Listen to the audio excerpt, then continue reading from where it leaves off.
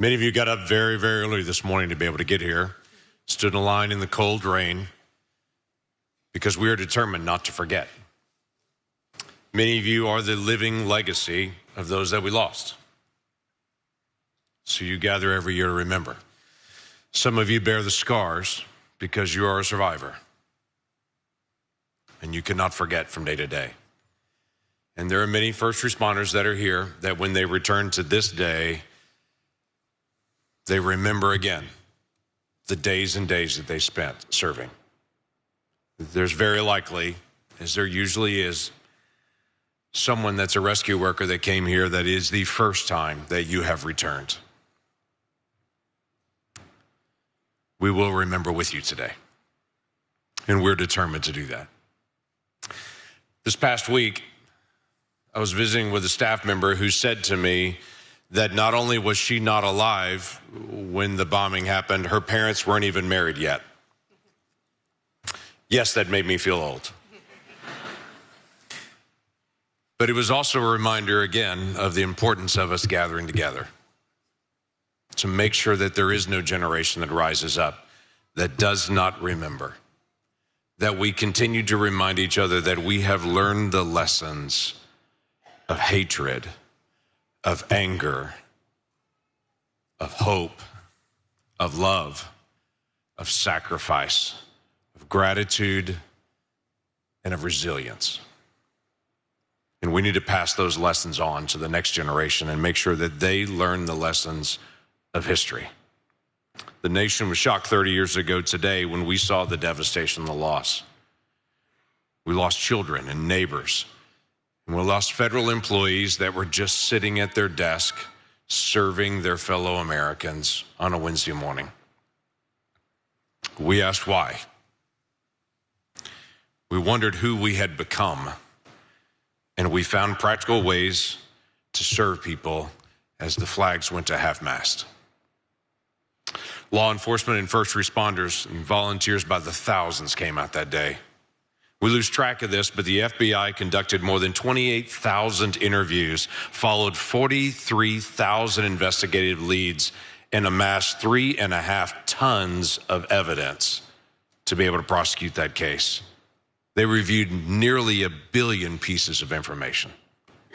We're still grateful to all those who have served in so many ways. We're even grateful to the law enforcement that's literally standing in the rain outside this building to continue to be able to keep us safe here in this place. So we gather to remember. Thousands of years ago, the children of Israel, they left out of slavery and captivity, and they crossed over the Jordan River. When they crossed over the Jordan, God instructed them with these words. This is from Joshua chapter 4. He said, in the future, when your children ask you, what do these stones mean? Because they gathered stones and put them on the side of the river after they crossed.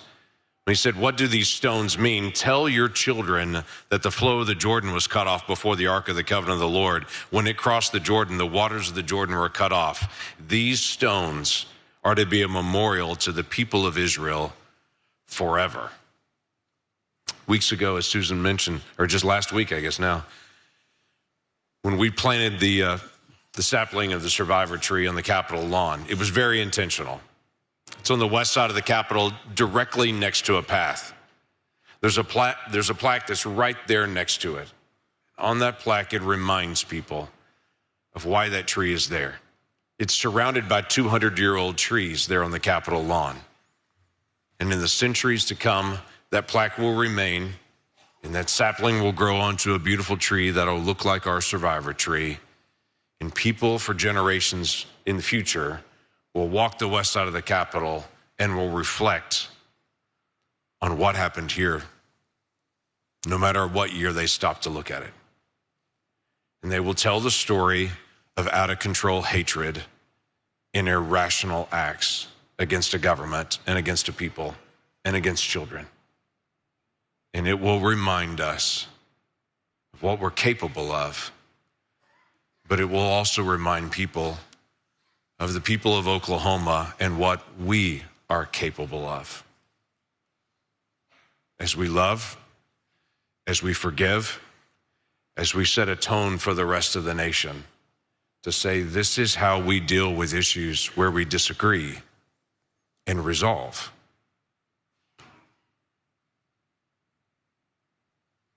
Something we need as a nation. As we gather this exceptionally wet day before Easter, we'll tell today our children and people here why this memorial stands and what we have personally learned from this time period. I stood with some folks that had not been at the memorial just a few days ago at sunset, and I learned a new thing about the memorial even as I stood with them. I stood at the survivor tree around sundown and told them the story about that tree, and in the middle of the story, bats flew out of the tree, and I learned a new thing. There are bats that live in the survivor tree. Yes, I jumped. Let's set the example for the rest of the nation. Let's tell them our story again so that the nation doesn't forget. Let's teach the nation how to love and forgive. Let's remind each other of dark days in the past and how God walks with us through those dark days. Even in the valley of the shadow, God does not forget us, and we will not forget.